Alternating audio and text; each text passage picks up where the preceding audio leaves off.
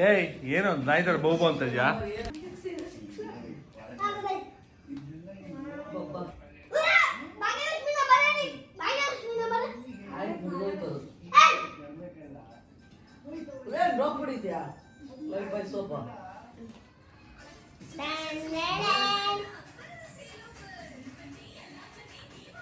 ಏನು ಗಲಾಟೆ ಮಾಡ್ತಿದ್ಯಾ? ಹಾಯ್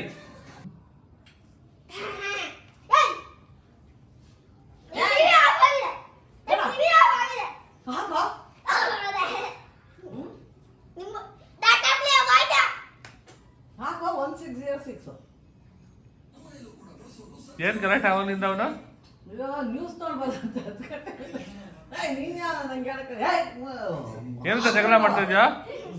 ಏನೋ ಜಗಳ ಮಾಡ್ತದ?